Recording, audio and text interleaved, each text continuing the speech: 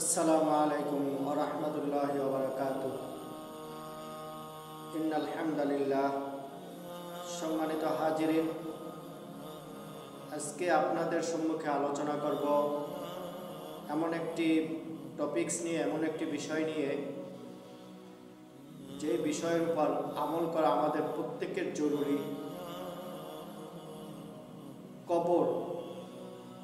কবরের বিষয় নিয়ে আলোচনা করব। কবর এর আযাব অনেক মারাত্মক। কবর কাহারোর জন্য জাহান্নামের গর্ত, নয়তো জান্নাতের একটা বাগান। এই কবরের আযাব সম্বন্ধে বিভিন্নভাবে হাদিসে আলোচনা এসেছে, ধমকি এসেছে, যাতে আমরা কবরের আযাব থেকে মুক্তি পেতে পারি। সাথে সাথে কিভাবে কবরের আযাব থেকে মুক্তি পাওয়া যায় সেজন্য আল্লাহ রাসূল হযরত মুহাম্মদুর রাসূলুল্লাহ সাল্লাল্লাহু আলাইহি ওয়াসাল্লাম আমাদের জন্য কিছু আমল বাতলিয়ে দিয়েছেন।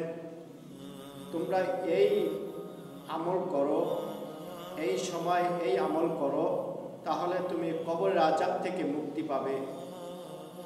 কবরের ভিতরে না আছে কি জাহান্নামের সম্মিলিত আযাবগুলো কবরে আছে, যেটাকে আমরা দুনিয়ার ভাষায় বলতে পারি রিমান্ডে নিলে রায় হওয়ার আগে রিমান্ডে বসে বিভিন্ন ধরনের আযাব, বিভিন্ন ধরনের অত্যাচার, নির্যাতন করা হয় কথা বের করার জন্য। এমন কোনো অত্যাচার নাই যা রিমান্ডে না হয়। এটা তো দুনিয়া, অথচ পরকালীন জিন্দিগিতে কবর প্রথম ঘাঁটি। কবরে সেখানে কি হবে সেটা আল্লাহ তাআলাই জানে। আমরা হাদিস থেকে জেনেছি কবরে আসবে সাপ, কবরে আসবে বিচ্ছু, কবরে আসবে আগুন, কবরে আসবে বিভিন্ন ধরনের আযাব গজব, যার বর্ণনা ভাষায় প্রকাশ করা যায় না। তো এই কবরের আযাব থেকে আমাকে বাঁচতে হলে কিছু আমল জরুরি। সেই একটা আমল নিয়ে আজকে আপনাদেরকে আলোচনা করব। যদি এই বিষয়টার উপর আমল করতে পারেন, এই তাসবিহটির উপরে আমল করতে পারেন, ইনশাআল্লাহ তাআলা বুকে হাত দিয়ে বলতে পারি আল্লাহ তাআলা আপনাকে কবরের আযাব থেকে অবশ্যই নাজাত দান করবেন। সেই আমলটা হচ্ছে গিয়ে 5 ওয়াক্ত নামাজ।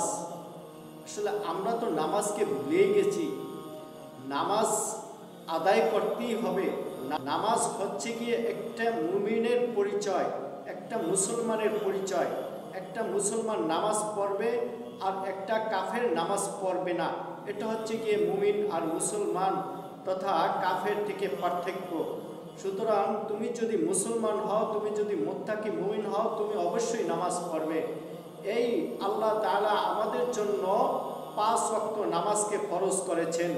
আর এই আমলটা হচ্ছে গিয়ে 5 ওয়াক্ত নামাজের পরে খুবই সিম্পল একটা আমল। সেই আমলটা হচ্ছে গিয়ে আমরা কবরে যখন যাব, মুসলমান মাত্র শুধু এটাই বিশ্বাস করে না, বরঞ্চ বেদিন, কাফের, মুশরিক সবাই বিশ্বাস করে যে আমাকে মৃত্যুর পরে একটা স্থানে যেতে হবে, সেটা হচ্ছে গিয়ে কবর। এই কবরে মুসলমান বিশ্বাস করে যে আমাকে কিছু প্রশ্ন করা হবে, সেই প্রশ্নের উপরে জবাবও দিতে হবে।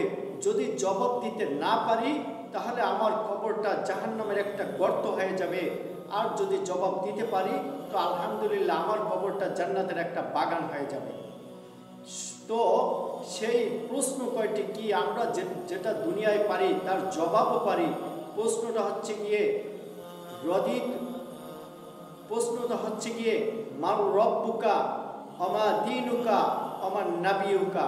মার রব্বুকা, তোমার রবকে, আমা দীনুকা, তোমার দিন কি, আমার নাবিয়ুকা, তোমার নাবি কে। এই প্রশ্নের জবাবও আমরা জানি। এর জবাব হচ্ছে গিয়ে রদিতু বিল্লাহ, আমার রব আল্লাহ, আমার পালনকর্তা আল্লাহ। আমা দীনুকা, তোমার দিন কি? তখন জবাব হবে অবিল ইসলামী দীনা, আমার দিন হচ্ছে কি ইসলাম, আমার ধর্ম হচ্ছে কি ইসলাম। তারপর আমার নাবিয়ুকা, তোমার নবীকে, তার জবাব হচ্ছে কি অবি মুহাম্মাদুন সাল্লাল্লাহু আলাইহি ওয়াসাল্লাম নবিয়্যা ওয়া রাসূলা। এই মুহাম্মদ সাল্লাল্লাহু আলাইহি ওয়াসাল্লাম নবিয়্যা ওয়া রাসূলা, এ কথা আমরা এই জবাব সওয়াল এবং জবাব আমরা সবাই জানি, কিন্তু আমল ব্যতিরিক্ত আপনি যদি নামাজ না পড়েন তাহলে আপনার এই জবাব সওয়াল এবং জবাব আপনি দিতে পারবেন না। সওয়ালের উত্তরে আপনি কোনো উত্তরই দিতে পারবেন না কবরে গিয়ে, কারণ আপনার আমল নাই। সুতরাং প্রশ্ন আছে, প্রশ্নের উত্তরও ফাঁস হয়ে আছে, কিন্তু আমি জবাব পারতেছি না কারণ আমার আমল নাই। সুতরাং যদি আপনি দুনিয়ায় থেকে আমল করে যেতে পারেন তাহলে ইনশাআল্লাহ তাআলা কবরে গিয়ে আপনি এই সওয়ালের জবাবও দিতে পারবেন। সেই আমলটা হচ্ছে গিয়ে প্রত্যেক নামাজের পরে ফজর, জোহর, আসর, মাগরিব, এশা, এই 5 ওয়াক্ত নামাজের পরে প্রত্যেক নামাজের পরে 3 বার করে এই তাসবিহটি পড়বেন, যেটা উত্তর রাদিতু বিল্লাহি রাব্বাও অবিল ইসলামি দীনাও অবি মুহাম্মাদুন সাল্লাল্লাহু আলাইহি ওয়াসাল্লাম নবিয়্যা ওয়া রাসূলা। রাদিতু বিল্লাহি রাব্বাও অবিল ইসলামি দীনাও অবি মুহাম্মাদুন সাল্লাল্লাহু আলাইহি ওয়াসাল্লাম নবিয়্যা ওয়া রাসূলা। রাদিতু বিল্লাহি রাব্বাও অবিল ইসলামি দীনাও অবি মুহাম্মাদুন সাল্লাল্লাহু আলাইহি ওয়াসাল্লাম নবিয়্যা ওয়া রাসূলা। আমি 3 বার পড়েছি, এভাবে প্রত্যেক নামাজের পরে 3 বার পড়বেন। হ্যাঁ, অবশ্যই প্রত্যেকটা আমল করতে হলে আপনাকে আগে এবং পরে কিছু দুরূদ শরীফ তেলাওয়াত করবেন, কারণ আমল দিয়েছেন আল্লাহ তাআলা রাসূলুল্লাহ সাল্লাল্লাহু আলাইহি ওয়াসাল্লামের মাধ্যমে।